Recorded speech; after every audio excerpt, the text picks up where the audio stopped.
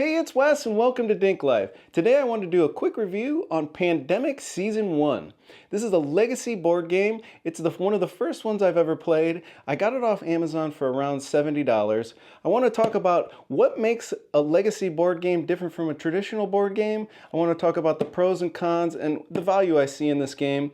We played it 2 players. It can play up to 4 players total. So unlike a traditional board game, Pandemic Legacy Season 1 evolves over 12 game sessions that represent each month in a year. Each game session changes the game permanently.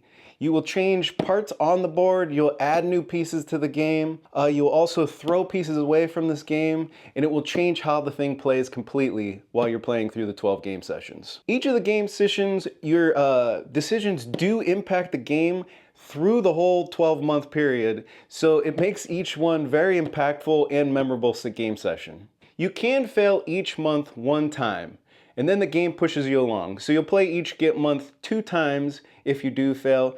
It does give you some perks to help you along if you are struggling. The game is challenging overall. I don't know if it was a little easier with 2 players. I would guess it's kind of more challenging with 4 players. Also, your game sessions are going to take longer with more people. I do suggest playing this game quickly. I've heard some friends spend like over a year playing the whole season. We played this over Christmas break. We did it in about 2.5 weeks. The longer you take to actually play the game, it's just going to make it harder every single game to just set up, get back into the rules. You really just want to play it quick. We'll do a lot better just because it's a hard game. I played this with my brother. We ended up playing 2 game sessions every time we met up. Each game session, at the beginning, they only took around maybe a half hour, 40 minutes. They do stretch a little longer, up to an hour at each one, so I would expect to play, at least it's going to take at least 2 hours to play 2 game sessions. The more you can fit in, the better you're going to do. So the pros of the game, it has much more immersive storytelling than a traditional board game. There's our twists and turns that happen through the whole 12 months. It keeps it exciting. Also, new elements are introduced, new game pieces are introduced. It makes just the whole thing very exciting over a traditional board game.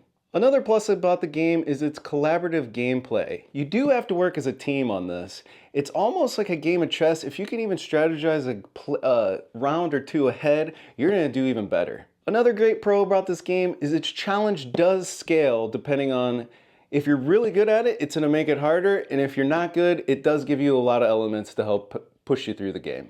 Now, cons of the game, it is a one and done. Once you do play the 12 months, there's no playing this again.